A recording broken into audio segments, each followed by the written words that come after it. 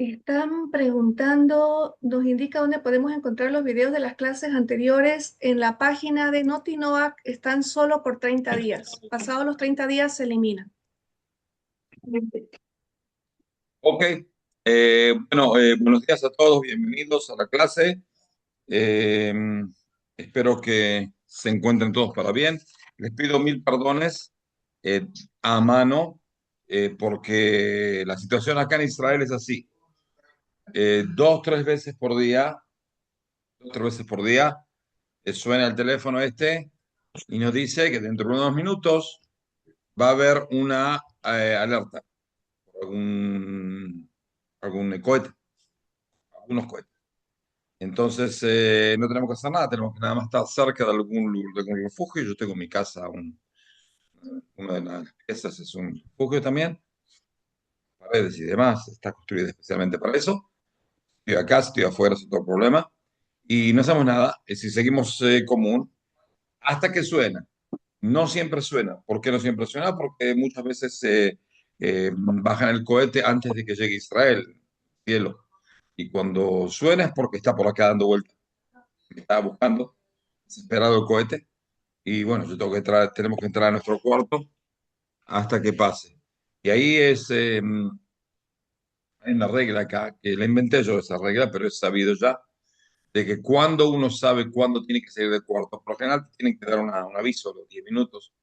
Yo qué sé. Entonces, yo siempre dije de que uno sale 5 minutos después de que el padre salga, porque descubrí que los hombres, los masculinos, tenemos una especie de claustrofobia, estamos en el closet con la claustrofobia, todos somos claustrofóbicos. Yo estoy en un lugar cerrado, a los 5 minutos digo, hasta me tienen repodrido estos persas y me voy. Y bueno, de 5 minutos después salen todos. Pero eso es sabido de todos los hombres, eso es increíble, pero ya está. Hay que hacer una estudiación, un estudio de por qué los hombres no tienen ganas de estar encerrados en ningún lado, y yo menos, ¿ok? Ese es el asunto. Entonces, hace una hora tuvimos que estar adentro otra vez, unos minutos. Pasa, espero que no pase en esta hora, en esta situación de que estamos ya casi un mes, ¿ok? La economía sigue abierta, es decir, hay muchas cosas que sí hay limitaciones. Limitaciones, por ejemplo, en gimnasia no pueden haber más de... Es decir, uno puede abrir el lugar mientras tenga un refugio para la cantidad de gente que está adentro. Entonces, cuando uno va a hacer, por ejemplo, gimnasia, uno puede ver, tiene que anotarse a priori, porque pueden haber hasta 50 personas, no más. La pileta de natación, por supuesto, está cerrada, porque conocer a la gente. Yo estoy en la mitad de la pileta y llega a tocarme un cohete, ni me muevo, que se muera el mundo y sigo dentro de la pileta. Entonces, por eso ya la cierran y no te dejan entrar. Y demás limitaciones. Pero por lo general, la mayoría de las cosas abiertas y hasta ciertas limitaciones. ¿Ok? Estamos a unos días antes de Pesaj y entonces pensaba de que un tema que es importante abarcar es el tema de la libertad. ¿Qué es la libertad? ¿Quién es el libre y demás? ¿Me escuchan primero? ¿Se escucha bien?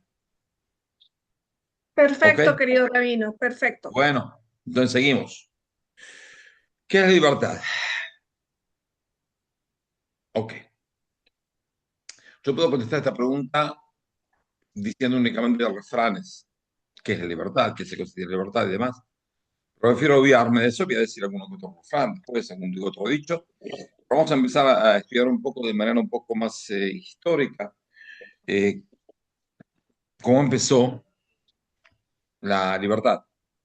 Es decir, quién fue el primero que puso la palabra libertad como una especie de algo que hay que tratar de conseguir. Espera un segundo. Jacob, Sgorda del בבקשה. Estoy bastante seguro de que el primer pueblo, la primera condición histórica por lo cual se nombró el asunto de libertad es la salida de Egipto por el pueblo de Israel. No hay testimonio arqueológico o antropólogo de ningún pueblo en el mundo en el cual se buscó buscar la libertad. Ni libertad de pueblo ni libertad particular de una persona. no conozco ningún antecedente.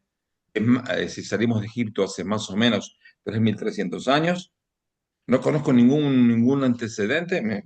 Les agradecería si me pueden encontrar, pueden enriquecer la sabiduría, el conocimiento de algún pueblo, alguien que llegó a nombrar el asunto, quiero libertad para, busco la libertad de la persona, o que la libertad es importante para algo, libertad personal, libertad de pueblo, libertad de comunidad. No conozco. Es decir, la primera vez que se pone sobre la mesa el tema de la libertad y una especie de como batalla cultural para conseguir esa libertad, y esa batalla cultural fue entre el pueblo de Israel y el pueblo de Egipto, viene a ser el líder de Israel, Moshe, y el líder de Egipto, el faraón, y la sociedad hebrea contra la sociedad egipcia. El único que conozco es ese. Es decir, no es que un no hubo, hubo. ¿Cuándo? Después de la salida de Egipto. Es decir, en la salida de Egipto no cambió el pueblo de Israel, no, cambió el mundo. ¿Por qué? Porque no existía ni siquiera, no hay ningún antecedente de algún tipo de búsqueda de eso, de ese asunto que se llama la libertad. No conozco. Entonces, hay que ponerlo bien claro de que la salida de Egipto, como dijimos, fue algo totalmente, ¿cómo se dice? Que cambió la historia. Es decir, hay un antes y un después. Antes, la gente ni siquiera pensaba en ese tema. Después, sí, la gente empezó a pensar, el mundo empezó a pensar. Tanto gente que conocía al pueblo de Israel o conoció la historia del pueblo de Israel a través de la Biblia y a través del cristianismo y el Islam, y tantos pueblos que no tenían nada que ver con el pueblo de Israel, nunca escucharon que había pueblo de Israel, nunca escucharon la salida de Egipto. Se empezó a nombrar el asunto de la libertad como algo que hay que anhelar, algo que simboliza algo que hay que luchar, que conviene luchar para conseguirlo. Vamos a empezar un poco de historia. El hombre, como hombre, tenía lo que se llama sociedades de recolección y caza. Esas sociedades de recolección y caza eran pequeños ámbitos sociales de unas cuantas decenas de personas, muy pocas, 10, 15, 20 personas, que se movían constantemente para conseguir, para recolectar y para cazar. Ese tipo de sociedades iban por distintos ámbitos del lugar, buscando y tratando de mantenerse de manera las necesidades. En ese tipo de sociedad, como en cualquier sociedad de grupo, de grupal, de poca gente, siempre hay un líder. Un líder. Ese líder es el que sabe cazar mejor, ese líder es el que sabe el más fuerte, ese líder es el que proyecta la táctica de caza, el que decide dónde se vive. Vamos a estar acá. Falta comida, no falta comida, podemos reclutar o podemos reclutar. Es decir, tenemos una posibilidad de sostenernos acá o no. ¿Qué pasaba con los demás que no eran líderes? Los demás que no eran líderes no eran libres para decidir dónde y cómo y cuándo, dónde vivir y cómo vivir. Es decir, el líder determinaba dónde se vivía, cuánto tiempo se estaba acá, quién comía y quién no, quién pedía ayuda y quién no. Cada uno, cuál es su misión en el conglomerado familiar de esa familia. Entonces, ese tipo de sociedad no había libertad, ni para el líder ni para los demás, porque el líder tampoco era libre. El líder recibía una especie de, bueno, yo soy el líder, y la gente me mira a mí, y la gente está esperando que yo decida algo, yo tengo una especie de autoridad y también tengo una especie de responsabilidad. El líder podía decir, bueno, muchachos, la verdad, estamos en la mitad de no sé de dónde, y me tomo una semana de vacaciones. Decido irme, ser libre. No, no podían. Es decir, ni el líder era libre ni la gente. Ese grupito chiquito que iban por acá, iban por allá. Hace unos cuantos miles de años, estamos hablando de más o menos 10.000 años, un poco menos, empezó lo que se llama la revolución neolítica. La revolución neolítica ya era una especie de asentamiento en lugares. Que la humanidad pasó, no toda la humanidad. Hasta el día de hoy hay tribus que se ocupan de recolección y caza. Estamos hablando de la gran masa de seres humanos en la revolución neolítica. ¿Por qué se llama revolución? Porque se hizo una cosa totalmente revolucionaria, que es asentamiento en un lugar. ¿Por qué el hombre se decidió asentar en un lugar? Porque descubrió de que primero la vida nómada en busca de caza y recolección, eso es lo que tenía sus altibajos muy grandes. Y uno no podía constar que siempre iba a tener para comer. No había posibilidad de guardar tampoco la comida y tampoco. Entonces el hombre descubrió de que hay cierto tipo de granos, por ejemplo, que ellos cosechaban no porque habían arado, sino los encontraban y comían, por ejemplo, el trigo. Entonces descubrieron de que ese tipo de granos alimentaba. No sabían todo el asunto de cómo era el asunto del gluten y el asunto del almidón, el asunto de cómo era el asunto, ¿cómo se dice? La integración alimentaria, que es justo lo que tenía. Pero se dieron cuenta de que eso lo satisface y le da una especie de posibilidad de sobrevivir mejor. Y descubrieron de que, bueno, en vez de buscar un poco de trigo acá, un poco de trigo allá, descubrieron de que ellos podían arar y esperar que crezca y cosechar.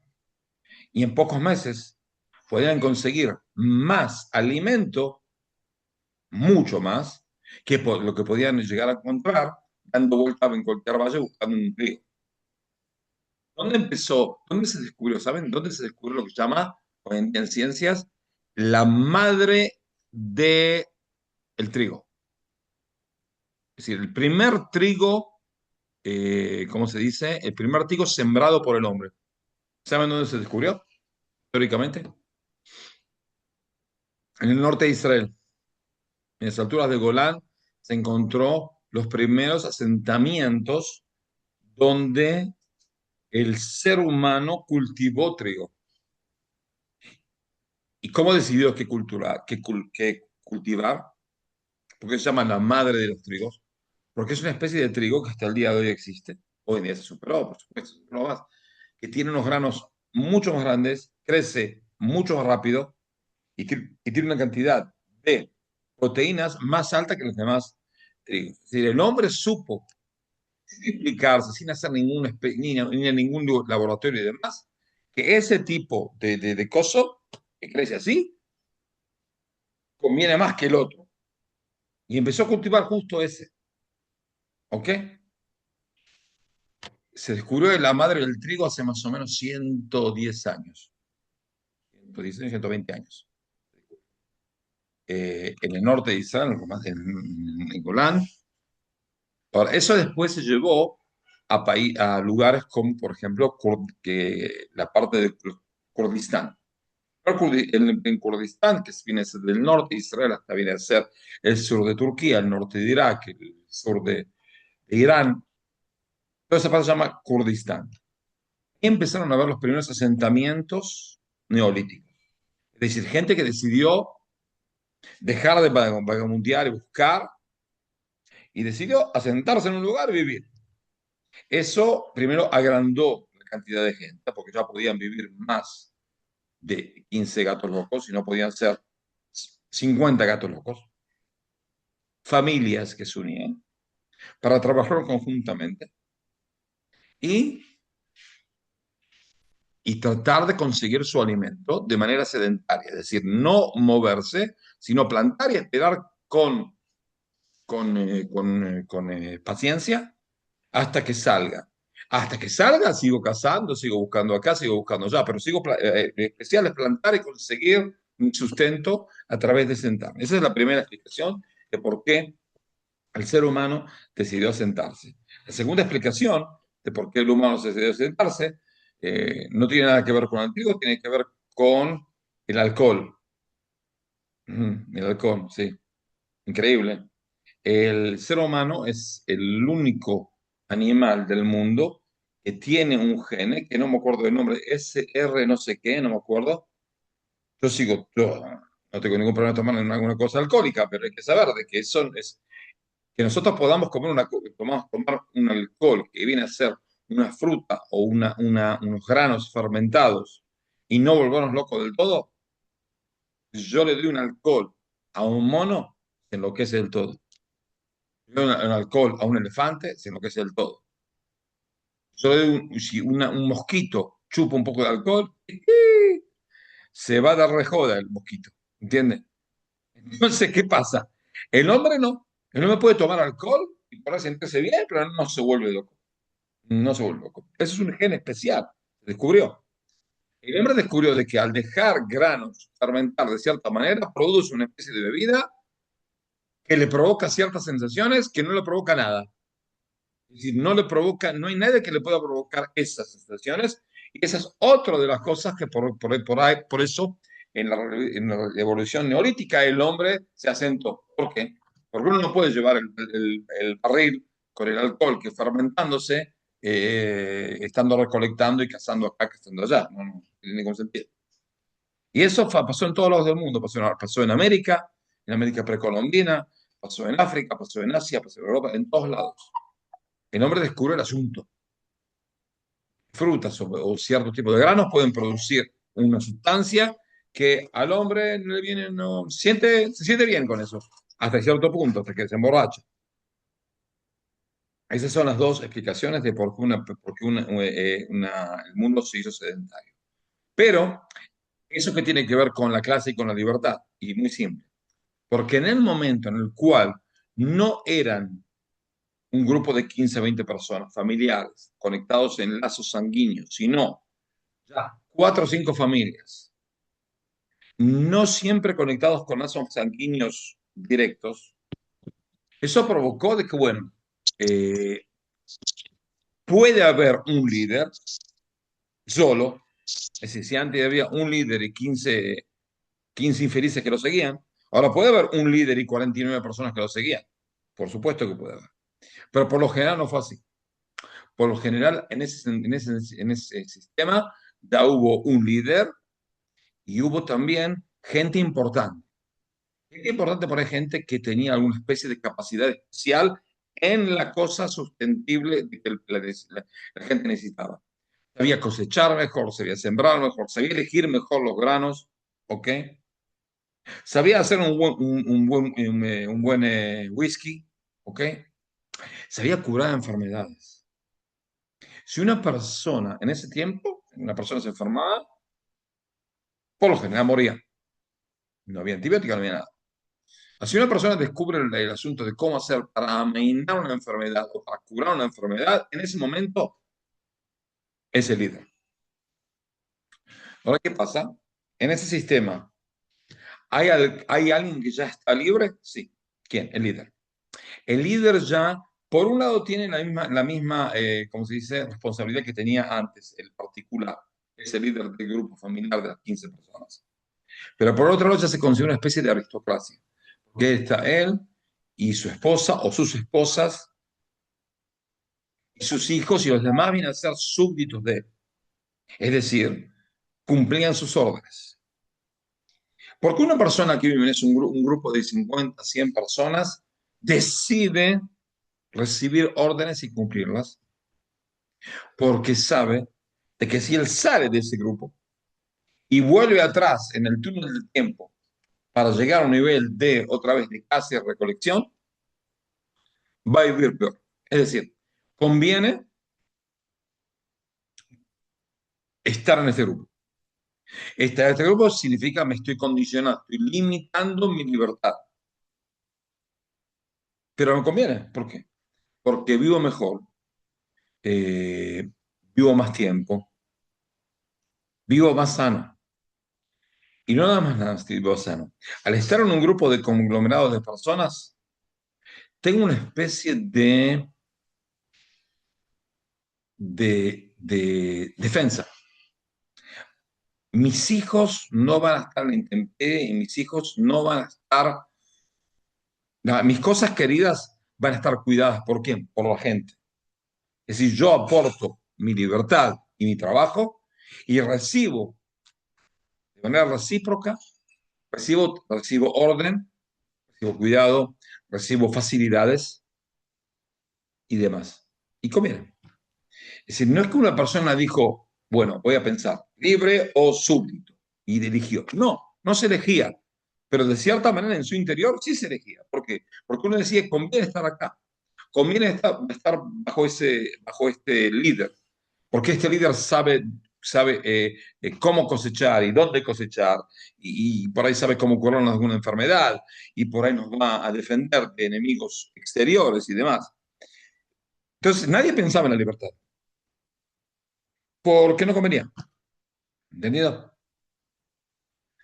Eh, Eso fue en la época neolítica.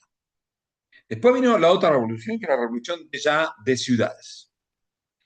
Ciudades vienen a ser grupos de gente mucho más grandes, estamos hablando de 500 personas para adelante, que decide asentarse en un lugar y construir ya una especie de sociedad más sofisticada, más grande cuantitativamente, en cantidad de miembros, y también cualitativamente. ¿En qué se refiere? Que ya, si para 15 personas hacía falta un líder, para 50 personas hacía falta 4 o 5 líderes, para 500, 100 personas hacía falta una especie de camada de gente que son los líderes, y los líderes económicos, y los líderes militares, y los líderes demás. ¿Por qué la gente decidió unirse y construir ciudades? ¿Qué es lo que les llevó? ¿Qué es lo que les puso a la cabeza? ¿Qué tan mal estaban antes? Es decir, una persona no hace nada si no le conviene. ¿Por qué a la gente le convino hacer eso? Porque si ustedes se fijan bien, todas las ciudades en el mundo, en esa época, estamos hablando de hace 4.000, 5.000 años, todas las ciudades de esa época son ciudades donde hay, por un lado, agua, beneficio físico de sustento. El hombre necesita agua. ¿Cuánto whisky uno puede tomar? Necesita también tomar agua, ¿no? Pero hace falta un lugar que tenga recursos. Para ese lugar que tenga recursos, hace falta. Esos recursos por lo general tienen sus intimidaciones. Por ejemplo, yo tengo un río, el río Nilo. Hay muchísimos pescados, hay percas y demás, muchísima comida y agua, que es esencial para el ser humano. Y también tierra que puedo cultivar algo que ya aprendí hace muchas generaciones, de cómo cultivar, cómo hacer crecer algo. El pequeñísimo problema que hay en el Nilo es que hay una criatura que se llama el cocodrilo del Nilo. El cocodrilo del Nilo tiene 7, 8 metros. Y nuestra vez sonó, me tiene acá está sonando, y le decirte que va a empezar algún despelote. Seguimos la clase, no pasa nada. Cuando el hombre quería estar, por un lado, te quería tener el agua, quería tener acceso a las posibilidades materiales del lugar, pero tenía un problema, de que cada vez que llegaba al río para tomar agua, o para sacar agua para sus cultivos, o para pescar algo, en vez de que él pesque a la perca, el cocodrilo se lo come crudo. A él, al hijo, al abuelo, a la abuela, a todos. Un cocodrilo del Nilo que tiene 7 8 metros, abre la boca y no hace falta que masque, porque lo traga entero. ¿Okay? Como las películas. Es un desastre. Entonces, ¿qué hizo las personas? Dijeron así: las posibilidades que tenemos de convivir acá, de vivir acá, es decir, la tentación es muy grande, por un lado. Por otro lado, el peligro es muy grande. ¿Cómo hacemos? Nos juntamos, 50 míos con los 50 del otro, con los 60 del otro, con los 60 del otro, o sea, hacemos 500 personas y vamos a matar a todos los cocodrilos de la zona, que no se nos acerquen. Entonces salimos al Nilo y estamos ahí con las lanzas, ahí esperando que algún estúpido saque la boca. ¿Qué pasa con los cocodrilos? Necesitan estar siempre al mediodía, a la mañana, tienen que salir afuera a tomar sol, no porque quieren broncearse, sino porque tienen, ¿cómo se dice?, sangre fría, necesitan calentarse. ¿Y qué se hace? Los mata afuera. Entonces, cuanto menos cocodrilos vivos hay por la zona, menos cocodrilos hay en el agua. Y puedo tomar agua y puedo llevarme el agua y puedo usar el agua y puedo navegar y puedo cazar percas. Ah, de vez en cuando viene algún cocodrilo y se lleva alguno que otro con él. Está bien, pero conviene, porque nos reproducimos más de que el cocodrilo. Y este cocodrilo degenerado que mató a un tipo, lo esperamos. Ah, bueno, hoy, mañana lo encontramos ahí en la orilla y lo matamos. Pero ¿cómo no puede matar a un cocodrilo? Siendo ya 100 personas. Cuando 100 personas salen a buscar al cocodrilo, lo encuentran y lo matan. No tiene chance el cocodrilo. Pero ¿cómo hago para que haya 100 personas buscando cocodrilo? Cuando hay 50 abuelas que crían a 150 niños y 50 mujeres que cosechan y 20 que buscan agua y 15 que se organizan en algo, entonces puede haber 100 que estén con la lanza ahí esperando cocodrilo. Es decir, hace falta la gente se unió porque quería recibir algo. Todas las condiciones que cambiaban toda la infraestructura de la tribu y convino. Y esas fueron las primeras sociedades ya de ciudades. Y se empezó en todos los del mundo. Pero siempre la condición es, otra vez, agua o sustento. Es decir, tengo un lugar que me conviene aglomerarme en un grupo mucho más grande, en el cual pierdo mucho más mi posibilidad de libertad, ¿ok? Pero me conviene porque la abundancia que puedo llegar a tener de cosechas, de pescado, de agua para vivir, de, de seguridad de poder ir al Nilo y que no me coma ningún cocodrilo, conviene. Conviene. Y es en Nilo, y es en el Yangtze, y es en el río Indus, y es en el Amazonas, y es en todos lados del mundo, así fue. Así fue. Es algo clásico en todas las civilizaciones que yo conozco en el mundo entero. ¿Ok? Ahora, hay sociedades que no llegaron a una situación de ciudad por condiciones climáticas y demás. Ahora, ¿qué tiene que ver eso con la libertad? Muy simple. Porque si yo tenía la opción, es decir, lo que me podía llegar a decir, bueno, ¿sabes qué? Renuncio a mi participación en ese tipo de grupo y me voy a hacer mi vida, porque yo soy capaz de mantener a mi familia y a mí de manera sustantiva y a largo plazo, decido sacrificar mi posibilidad de vida y mi libertad para tener un sustento mejor, para tener una abundancia mucho mejor. Eso provocó que ya haya una especie de camada de gente, de personas que ya son el líder, los chupameidas del líder, los militares del líder, los que acumulaban riquezas y demás. Y cada uno tenía su responsabilidad y su libertad. Cuanto más arriba llegas, más responsabilidad tenías, pero más libertad tenías. Y cuanto más bajo estás, menos responsabilidad tenías, porque uno no es responsable de nada casi, pero menos libertad también tenía. Es decir, la responsabilidad iba junto con la libertad por lo general. Y uno decide perder la libertad porque me conviene. En el momento que hubo ya ciudades, esas ciudades, esos lugares estaban condicionados por dos cosas. Primero, por las cosas que ellos podían recibir del ámbito terrestre que vivían, agua, comida y demás y demás y demás. Y aparte por amenazas externas, porque de repente un grupito que vivía en otro lado, que tiene menos agua que yo y tiene menos cultivos que yo, pero tiene también familia que mantener, ¿qué va a hacer? Se va a especializar en tratar de robarme lo que tengo. Y ahí empezaron las primeras guerras, los primeros desafíos de cómo mantener el sistema. Una persona entregaba su libertad para estar bajo tutela de un rey, pero estaba dispuesto a luchar por la poca libertad que tenía para no tener que enfrentarse con otro grupo de gente. Porque ese grupo de gente no iba a darle más libertad, no. Iba a dejarle menos libertad, al no tener lazos sanguíneos y demás, ¿qué iba a hacer? Lo iba o a exterminar o a chuparle sangre. Es decir, a vivir a costa de él. Sí, hubo pueblos que conquistaron pueblos, cuando todo el interés era que apropiarse de los recursos del primero. ¿Ok? El primero mató a los cocodrilos, hizo una especie de mini economía. El segundo nunca tuvo un cocodrilo y no tuvo no tenía por qué matar a un cocodrilo. ¿Qué hizo? Mató al que mató al cocodrilo. Se apropió de todo. Y eso provocó que gente que ganaba, la gente que perdía lo poco de libertad que tenía. Pero tampoco le importaba tanto.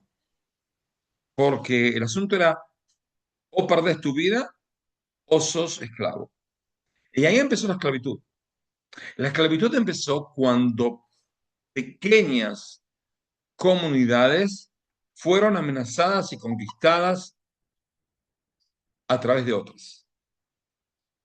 ¿Cuál es la diferencia entre un esclavo común y una persona que vivía en una comunidad en la cual dejaba de ser libre? Que el que dejaba de ser libre, de manera básica, sí era libre.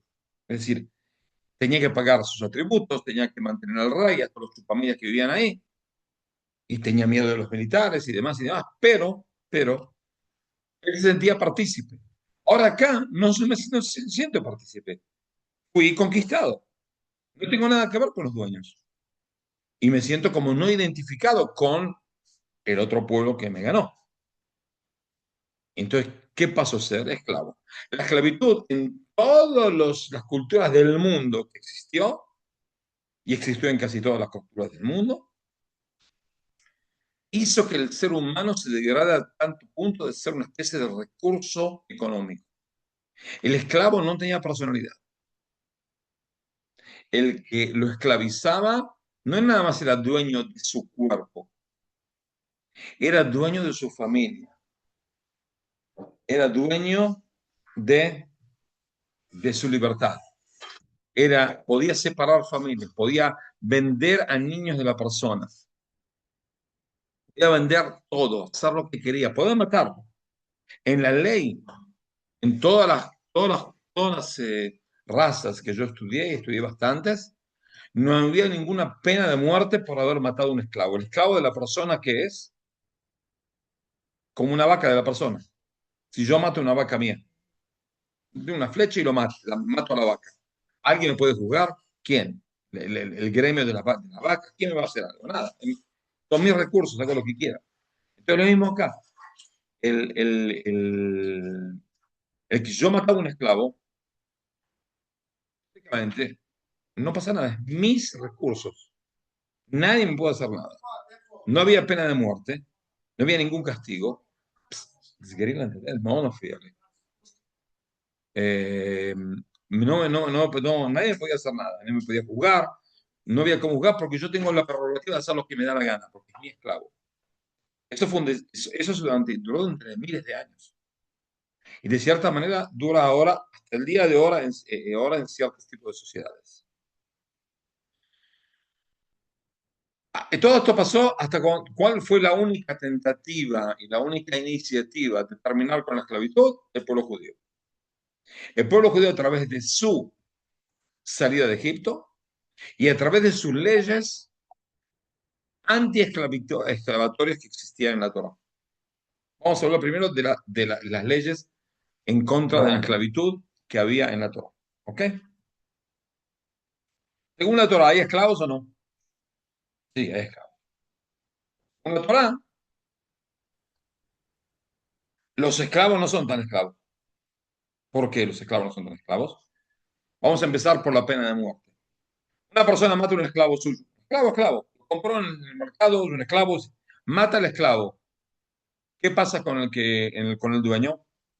Según la ley judía, no hay ningún invento. Son versículos explícitos en la Torah. ¿Qué es lo que pasa cuando uno mata a un esclavo? ¿Qué le pasa? ¿Qué le hacen? preguntando, ah, no, se durmieron, se tomaron el whisky esto. No, es que es más en detalle. Habría que preguntar a los noágiras más antiguos. Sí. No me sé de memoria esa parte. El Me señor enfoco más Dental en... dice que tiene pena de muerte. Sí, señor, tiene pena de muerte. Sí. Es decir, una persona que mata a un esclavo, aunque el esclavo no es parte del pueblo de Israel, es un tipo que fue comprado. Si lo mata, tiene pena de muerte. ¿Ok? La única religión en el mundo, al día de hoy, que si uno tiene un esclavo y lo llega a matar, tiene pena de muerte. Más todavía. Le pegué a un esclavo sin ninguna razón. Le pegué, le saqué el ojo. ¿Ok? ¿Qué puede hacer el esclavo según la ley? Ir a juicio contra mí, su dueño, ¿ok? Y recibir una indemnización del dueño. Y más todavía, si esa indemnización es más que el precio que se cotiza ese esclavo, vamos a decir que el juzgado me dice usted tiene que pagarle 100 porque le sacó un ojo, le hizo una herida, le provocó un daño, reversible o no. Según la ley, el juzgado me dice tengo que pagar 100, pero si el de esclavo llega y va al juzgado, dice, bueno, les explico, yo si me venden a mí, valdría 60. ¿Qué hace el juzgado? Libera al esclavo, escucha bien, se libera al esclavo, y el dueño le queda debiendo 40. ¿Ok? ¿Por qué? Porque le debe 100. ¿Entendido? Quiere decir de que el esclavo es una especie de ser humano, no es un capital de la persona, es un ser humano que tiene sus leyes y tiene sus derechos, y de cierta manera los derechos de él ¿cómo se dice? Son derechos irreversibles por el solo hecho de ser un ser humano. Es una revolución total, ¿ok? Más todavía. En la Torah yo puedo llegar a decir, una persona que en cualquier lado del mundo le dice el esclavo, tiene que hacer algo, y después le dice tiene que hacer otra cosa, tiene que volverlo loco. ¿Lo puedo volver loco un esclavo? Sí, desde que se levanta hasta que se duerme. Desde que nace hasta que se muere lo puedo volver loco con pedidos estúpidos. ¿Ok? En el ejército de Israel, cuando uno llega al ejército, las primeras 2 o 3 semanas, que es primer estudios viene a decir, ¿cómo se dice? Niveles de estudios teóricos, de quién es un cabo, quién es un sargento, quién es un oficial, se enseña a recibir órdenes. Es una de las cosas que se hace, y se pone un sargento. Por lo general buscan sargentos con bigotes, sabido, y el tipo se ocupa de volver loco a los soldados. ¿Sí que volver loco? Ok. Ustedes ven esos bidones ahí con gasolina, esos 558 bidones. Cada bidón pesa 60 litros, 50 litros de nafta, de gasolina. ¿Lo ven ahí? ¿Ven desde ahí? Esa pirámide de galones, ¿ok? De bidones así enormes. Póngalo ahí, llévelo para allá. 500 metros. Que ven todos los chicos, 18 años ahí, llevando los bidones. Terminan de llevar los bidones, la ponen bien. Póngalo bien como una pirámide, póngalo bien. Ahí está, muy bien. Muy bien. ¿Terminaron, no? Bueno, volverlo a poner para allá. Voy a poner para allá. Sí lo vuelven loco. Eso es en tiempos de que no hay guerra. Cuando hay guerra es distinto. No hay tanto tiempo. Pero cuando no hay guerra te vuelven loco. Estás 2 o 3 semanas escupiendo sangre, insultando así, en voz baja a todo el mundo. Porque tienen que acostumbrar a recibir órdenes. ¿Ok? Según la halajá, yo puedo llegar a decir a un esclavo, mira, quiero que hagas esto, y después quiero que hagas lo otro, y después, ¿puedo llegar a hacer eso? No, no. Porque él te tiene que trabajar. Eso no significa de que tú tienes que volverlo loco. No tienes ningún tipo de prerrogativa con él para volverlo loco. Lo estás haciendo únicamente por una especie de deseo de sentirse importante y sentirse el dueño. Y eso no te voy a permitir. Si la halajá lo permite. Es decir, a uno renuncia, es decir, el dueño está también condicionado. Es un asunto de las leyes comunes. Más todavía, según la ley, una persona que compra un esclavo, que por supuesto no es judío, no es hebreo, ese esclavo es idólatra como todas las personas del mundo en esa época, ¿no? Idólatra de todo. El tótem y todo, ahí está ahí con las plumas y todo, no vuelta ahí. Según la ley judía, esa persona, como dueño yo, tengo una especie de obligación de convencerlo de que deje la idolatría. Sea, se considere esclavo que pueda vivir en una casa judía. ¿Por qué? Vamos a decir que yo tengo dos esclavos, tres esclavos. Uno budista y otro animista inca. Los tengo los dos en mi casa. Imagina el ambiente en mi casa de que yo estoy rezando, mis hijos están estudiando Torah, y este está dando vuelta al lado del tótem, y el otro está haciendo arrodillándose con el panzón este Buda con el ombligo. Discúlpeme. Entonces, ¿qué tengo que hacer? Convencerlos de que están haciendo estupideces, que tienen que creer en un Dios único y recibir cierta parte de comportamiento, de cumplimiento de preceptos, no ajira y demás, pero abandonar la idolatría. ¿Y cuánto tiempo tengo para tratar de convencerlo? Un año. ¿Qué pasa si después de un año el esclavo está emperrado y dice, no, yo soy hindú, nací hindú y voy a morir hindú? Y usted, con su cosa rara de judío, no me va a empezar a volver loco de que hay un Dios que no se ve y que no hay una estatua. No, no, usted tiene cosas raras de tu judío, no, no es para mí. Vamos a decir que después del año el tipo decide que no, él no quiere recibir la creencia en Dios. Según la halajá, según la ley, ¿qué es lo que debo hacer? Tengo que liberarlo o venderlo. Es decir, no puedo sostenerlo en casa más de un año. Entonces le digo, mira, yo me porté bien contigo, ¿no? Ok. Puedo ser un degenerado y venderte a algún tipo no judío y te va a volver loco, te va a chupar la sangre, te va a cortar los dedos y te va a matar y no vas a poder hacer nada. ¿Ok? Porque así son los demás pueblos. Si tú no crees en Dios y tú no dejas la idolatría hoy, no te voy a dejar ir gratis. Te voy a vender a algún degenerado que te vuelva loco, no judío. O lo voy a vender a otro judío. Y el otro judío tiene otro año para convencerlo y vuelvo loco que estoy el otro. No vuelvo loco, te está de convencerlo de que la fe en Dios es la cosa más óptima y la mejor y la única verdadera. Si él lo convence, bien. Y si no, lo vende a alguno judío. Y ahí va a sufrir como un cochino. Porque un esclavo de una persona judía está viviendo en un lujo, relativamente. No es libre, pero de cierta manera vive mucho mejor que un esclavo en otro pueblo.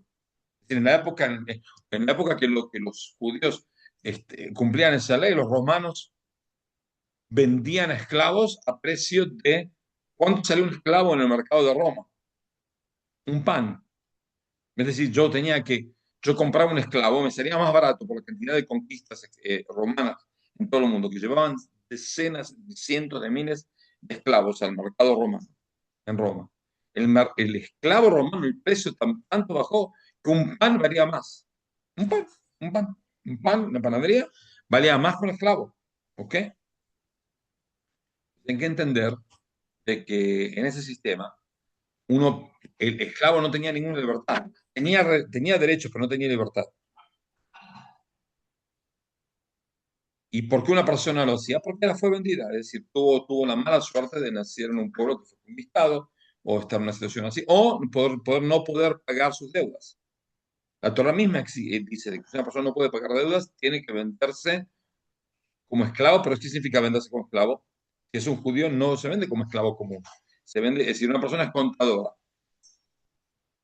y no puede pagar sus deudas, se tiene que vender como contador. Es decir, va a una oficina, trabaja 8 o 9 horas por día como contador, no como esclavo. Y eso devuelve al deudor lo que le debe, porque no puede ser que una persona dice, bueno, no tengo para pagar. Y bueno, pero ¿qué hacemos? Y problema suyo. No, no es problema de usted. Usted no tiene que pagar, usted no tiene que pagar. ¿Cómo? Con trabajo. El problema está de que cuando yo lo llevo para que me pague lo que me debe, tengo que mantener a su familia. Entonces, nunca, no siempre es conveniente. Vamos a decir que una persona me debe $1.000. Ok. Y según la Torah, él debe trabajar para mí para pagarme los $1.000. Entonces viene el juzgado y dice, usted tiene que trabajar 3 meses. $300 por mes, más o menos, va a pagar la deuda. El problema es que en esos 3 meses, ¿quién mantiene a su familia, a su esposa y a todas sus crías? Yo. Y me va a salir más que $1.000. Entonces dije, no me pague. No me pague, no me pague. Porque si no voy a tener que mantener a su familia, ya no me conviene. ¿Ok? No, no, no conviene. Entonces, ¿qué pasa? Durante miles de años, toda la humanidad decidió, una especie de, primero fue una decisión que convenía. Convenía para dar la libertad, o cierto tipo de libertad, para recibir protección, para recibir alimento, para recibir una vida más holgada. Pero en cierto momento, a través de las conquistas, pasó a ser que uno pierde la elección de la libertad, no porque quiere, sino porque debe, porque fue conquistado. Y eso pasó en todos lados del mundo.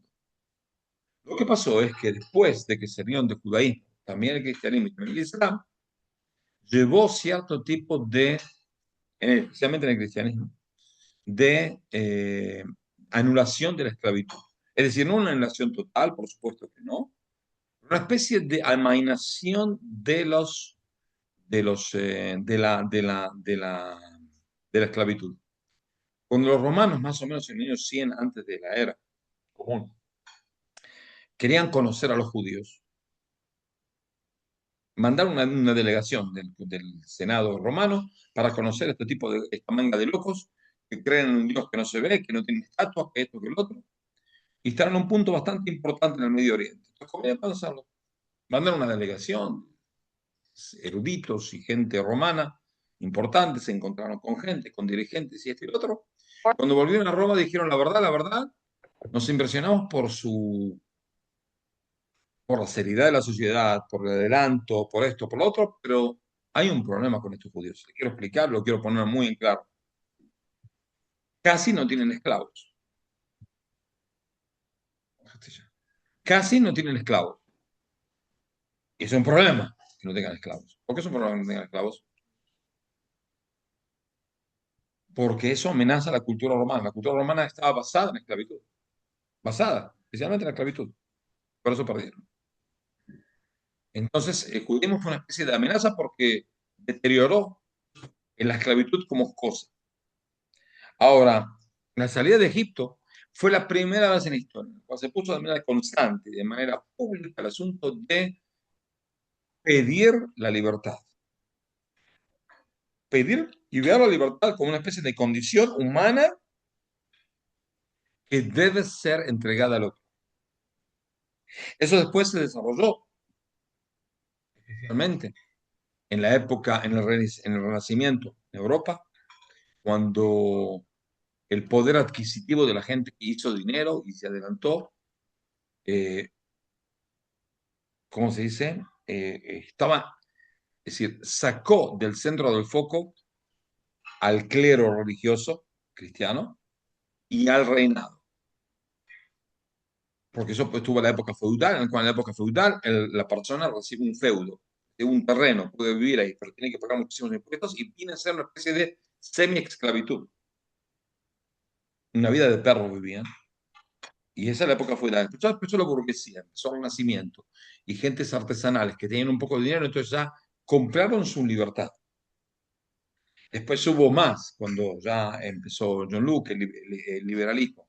El liberalismo en serio demolió la esclavitud. Los grandes luchadores contra la esclavitud fueron los liberales, que decían de que el hombre nace libre, de que la economía, cuanto más libre sea, mejor. Y cuanto menos esté sustentado en la opresión de otra gente, mejor. Y eso fue el cambio total que hubo en la sociedad occidental, especialmente, a través de la abolición de la esclavitud. Pero todo eso está basado en qué? Está basado en la Torah. Está basado en la visión de la Torah de que las personas tienen alma humana y son teóricamente libres. Y eso empezó en la salida de Egipto.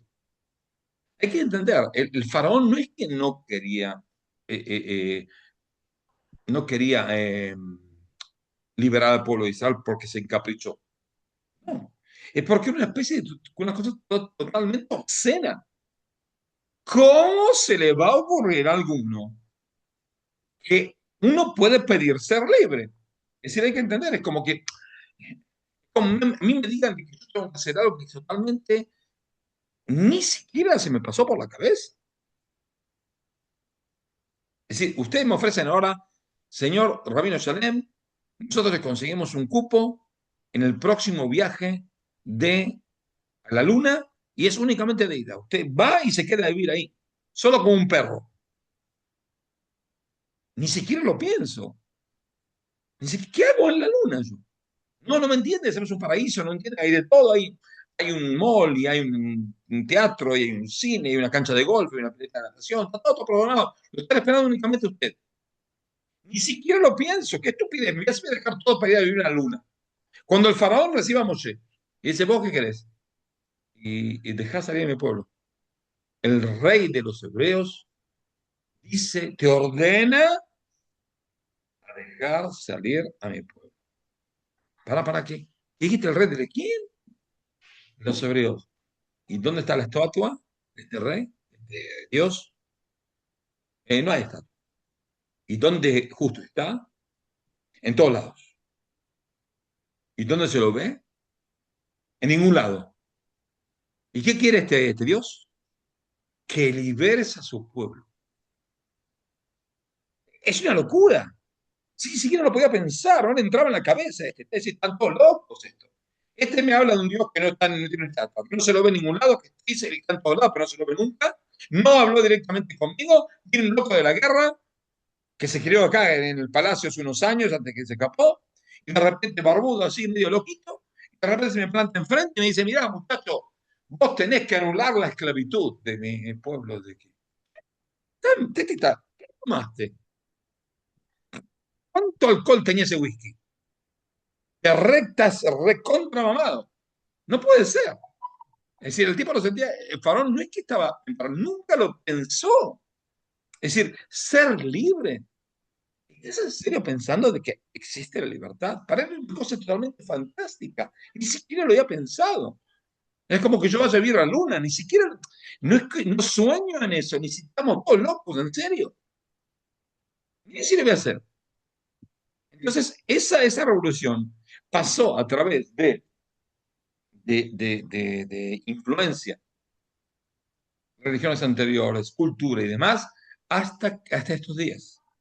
Es decir, que un pueblo, una sociedad decida ser libre o busca la libertad, es totalmente influencia de la salida de Egipto. Si la salida de Egipto no se hacía, si al final el pueblo de Israel se quedaba ahí, no existía en la humanidad la libertad, porque a nadie se le ocurrió esa grandísima idea, porque es totalmente una cosa fantástica que nadie lo había pensado antes. La gente estaba tan acostumbrada a perder su libertad para sostenerse, para vivir mejor, para recibir más ayuda, para recibir defensa. Ni siquiera pensaban en eso, era una cosa totalmente, no demónica, sino una locura total. No era malo, pero es totalmente, están perdidísimos. No puede ser que no haya pensado, ¿me entienden? Y ese es el asunto de Pesach, que es el asunto de la salida de Egipto. La salida de Egipto cambió el mundo, porque puso la libertad como tema. Sí, la libertad tiene un tema. Uno, existe eso. Uno tiene que anhelar a llegar a eso. Y es factible. Y se puede hacer. ¿Entendido el asunto? Ahora voy a decir alguno que otro refrán que busqué sobre la libertad. Dice así, uno de los filósofos griegos, que no era el más amado por el pueblo de Israel, que se llama Picoros, dice, cuando una persona es íntegra consigo mismo, él adquiere el bien que no tiene precio, y esa es la libertad. Eso es uno.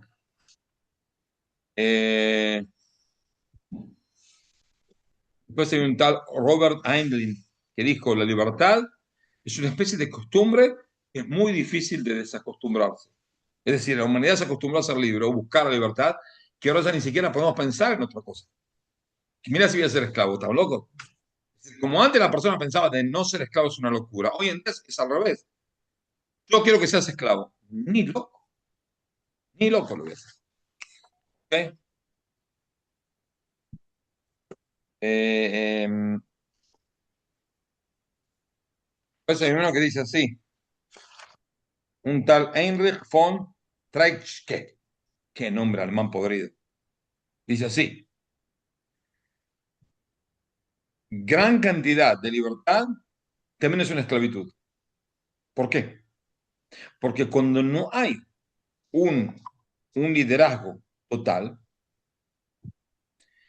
que anula la libertad de los demás a través de su fuerza, entonces la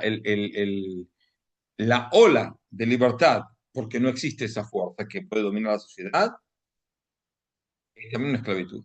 Es decir, buscar la libertad por buscar la libertad sin llenarla de alguna especie de algo. Quiero ser libre. ¿Para qué quieres ser libre? Para ser libre. ¿Pero para qué? ¿Qué ganás siendo libre?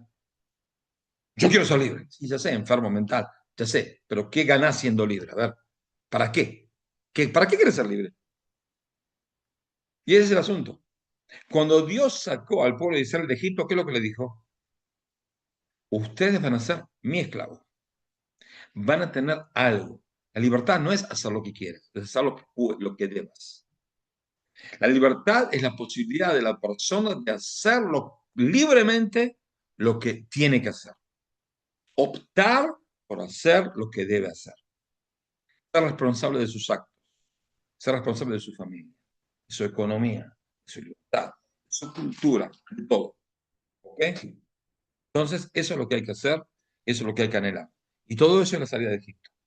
Es, es, es como dice el versículo, que Dios, y que está escrito en la Torá, de que Dios le dice a Moshe, anda a decirle de que el pueblo de Israel son mis esclavos, y no esclavos de otros esclavos. Es decir, no existe ser libre del todo. Uno al dejar de ser esclavo de una persona pasa a ser esclavo de quién? De Hashem, de Dios. Y esa es la mejor libertad que uno puede tener. No ser libre y estar a manos de mis intrigas, y a manos de mis tendencias físicas, a manos de mi perversidad, a manos de mis malas costumbres. Eso no es libre. Es ser esclavo de mí mismo. Uno decide ser esclavo de Hashem, y Hashem es la cúspide de la bondad, entonces esa es la libertad. Si hubiera el yugo divino, eso es un libre en serio. ¿Ok? Bueno, ¿hay preguntas? Vamos a hacerlo rápido.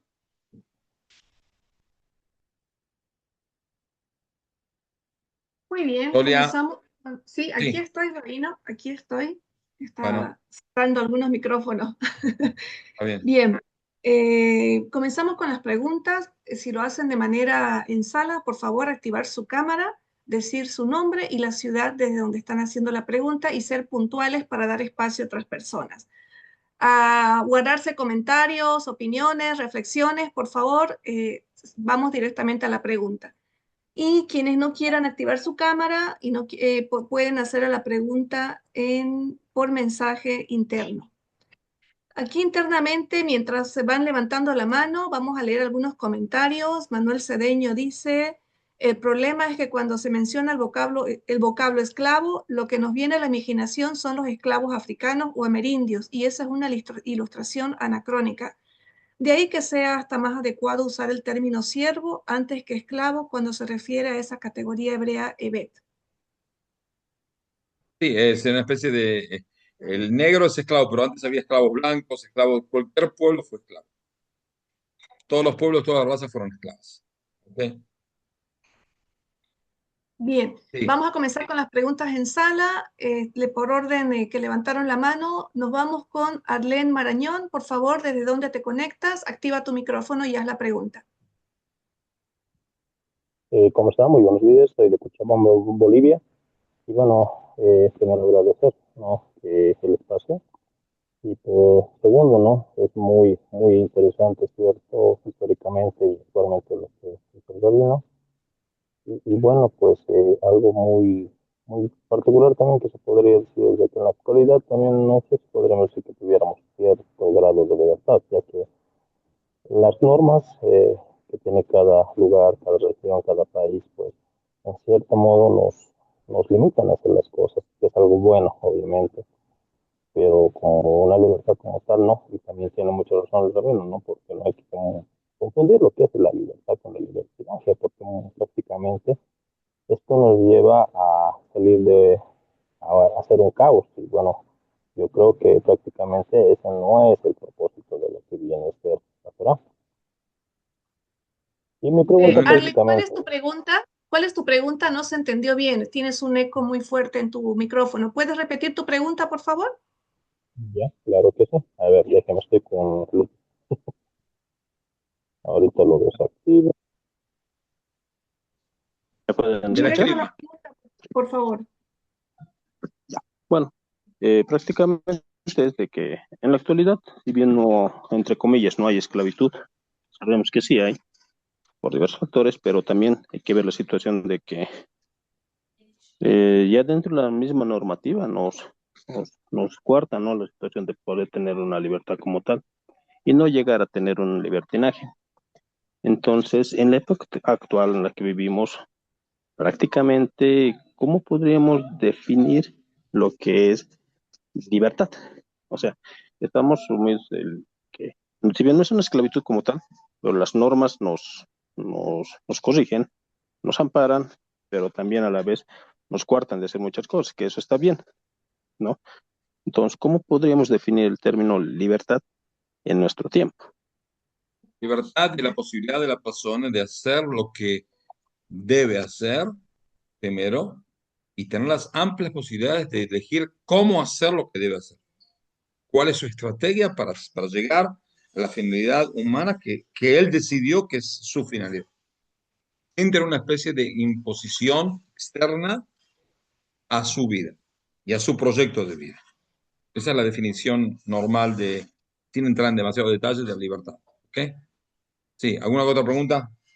Sí, bueno, nos vamos, gracias Ariel, nos vamos a México. Arturo Calvillo, por favor, activa tu cámara y vamos a la pregunta.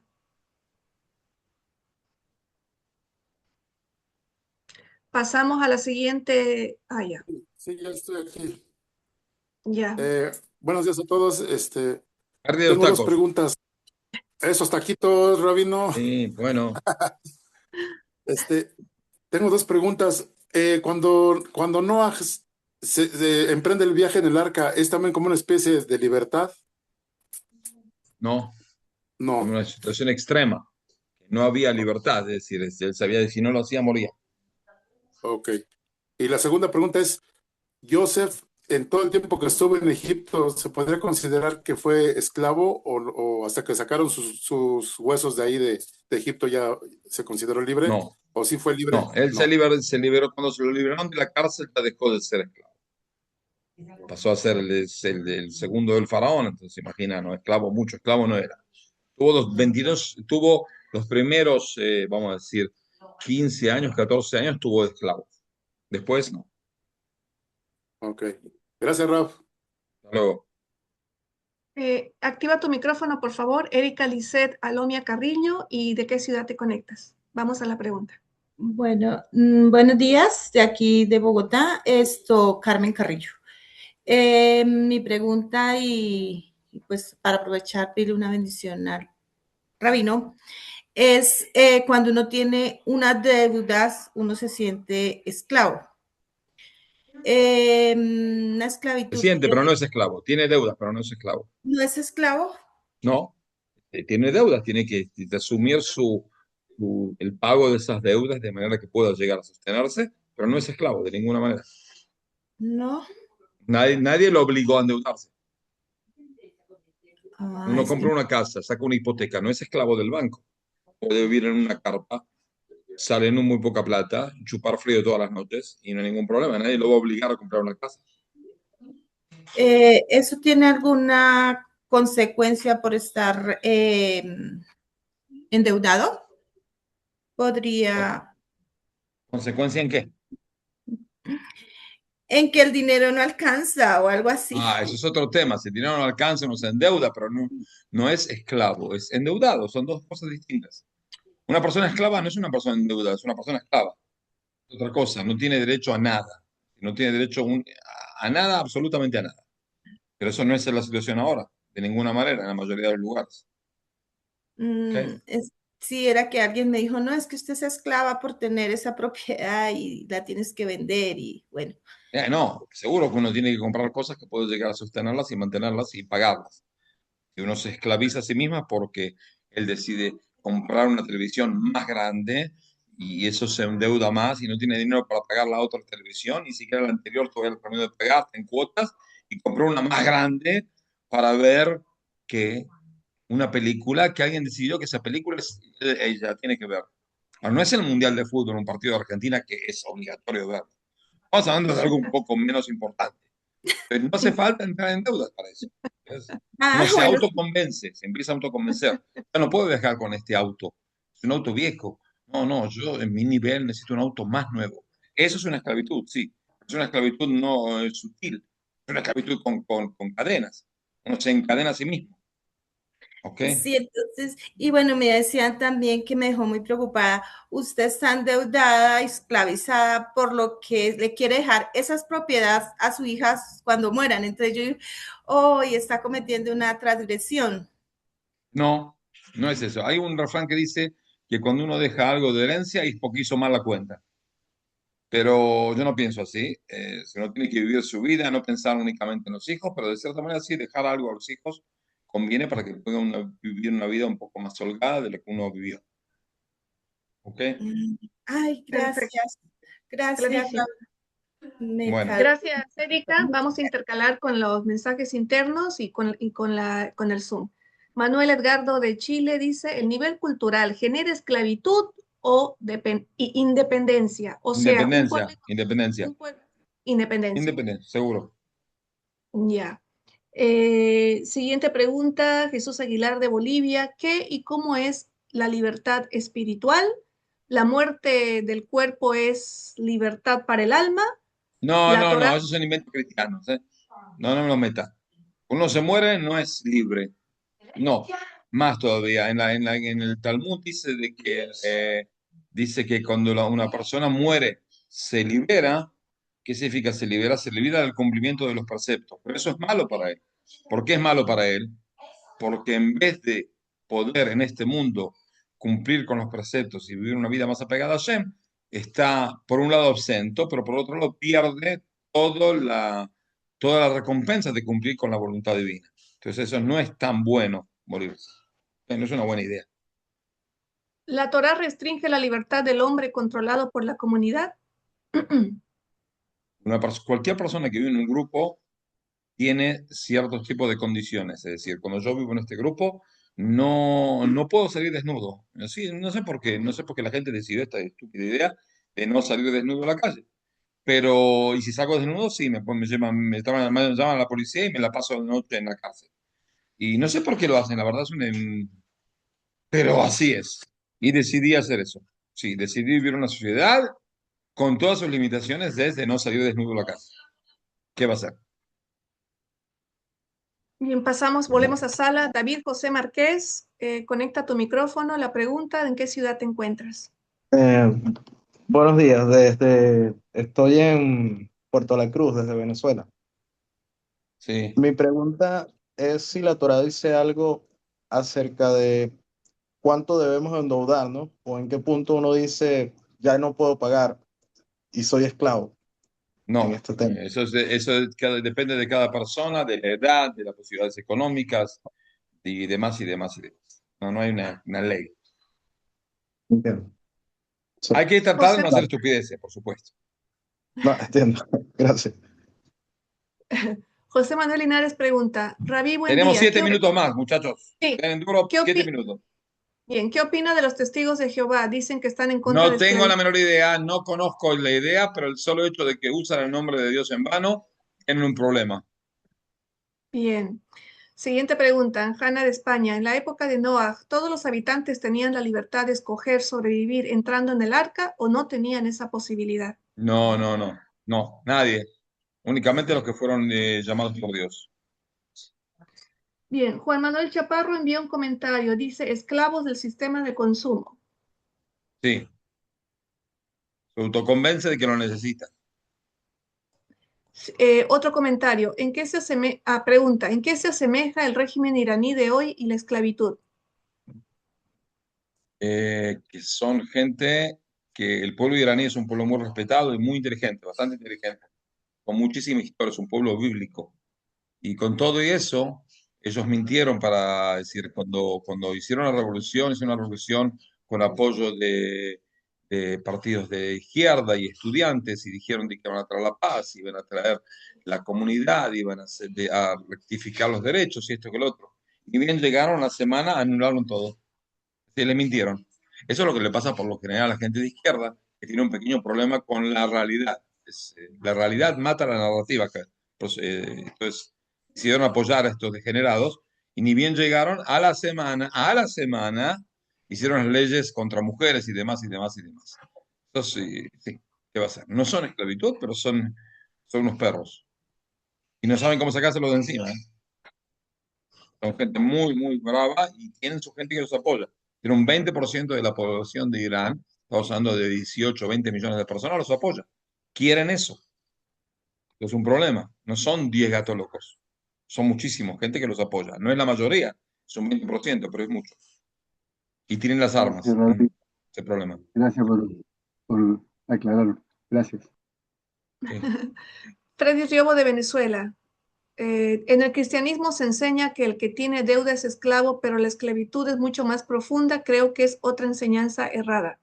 No, el que tiene deudas es esclavo. No que no considero que sea esclavo, tiene que enfrentar sus deudas, pero la esclavitud emocional, la esclavitud cultural es peor, por supuesto que peor que la deuda, porque la deuda es pagable en cuotas, la esclavitud emocional no, es en efectivo, la va pagando todos los días. Bien, querido Rabino, estas son todas las preguntas por el interno y en sala. Ok, entonces nos encontramos, si Dios quiere, dentro de 2 semanas después de las fiestas. Voy a dar una clase especial. No tengo la menor idea de qué tema, pero es una clase especial. Por ahí de la creación del Estado de Israel, un poco de historia, un poco de cuál es el cambio cultural en el pueblo de Israel y en el mundo entero. Como dijimos, de que la salida del pueblo de Israel de Egipto tuvo una influencia cardinal y categórica en todo el mundo, en el asunto de la esclavitud. Así, el retorno del pueblo de Israel a la tierra de Israel hoy en día también es un cambio total que va a influenciar a toda la humanidad por el resto hasta la redención final con el Mashiach. Entonces, les recomiendo, dentro de 2 semanas, a la misma hora, nos vamos a encontrar y vamos a charlar. ¿Ok? Les agradezco su participación. Sí. Activen su micrófono, agradezcan al Rabino y quienes puedan, mándenle un corazoncito en este Pesach para que pase. Bueno, gracias, ok. Rabino. Y anótense, Muchas gracias. Anótense en el WhatsApp, en el grupo de WhatsApp, para recibir las cosas y las informaciones también de Solia. Y también, que esté interesado, les agradecería que se interesen en el asunto de la tercera convención universal noajida en la ciudad de Cali. Va a ser en agosto. Estén en contacto con la gente de Brit Olam de Cali, porque lo está organizando. Yo todavía, como es un problema acá salir de Israel por el asunto de los aviones, todo un drama, hay que entender de que todos los cohetes que llegan de Irán no llegan a bases. Ellos tiran a ciudades, a civiles. Ese es el pequeño detalle. Nosotros todos los ataques que hacemos con Irán, estamos haciendo ataques terribles, son contra infraestructuras militares, no contra civiles. Casi ni murieron civiles, los civiles que murieron es porque estaban al lado de un lugar militar.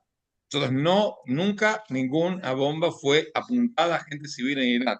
Sin embargo, absolutamente todos los cohetes que fueron tirados contra poblaciones civiles, contra gente civil, ¿ok? Con el interés de hacer daño a gente civil, matar a gente civil, matarme a mí. Si me matan a mí, ¿cómo voy a dar clase en todas las semanas? Entonces, espero que siga vivo, ¿entienden? Entonces, es un problema. Pero ¿qué dijimos? Y al tener un problema con los vuelos, entonces tengo problemas para llegar. Si veo en un mes que los vuelos no andan, empiezo a salir nadando. Ya me largo en el mar y nado hasta que llego a Colombia, porque voy a llegar o llegar. ¿Okay? Le mandamos no se preocupen.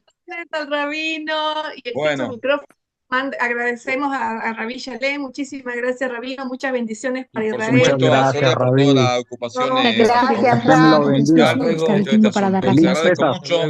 Felices fiestas y nos vemos hasta la próxima. Un abrazo a todos, un abrazo a todos. Bendiciones. Lo bendiga, Rabí, gracias.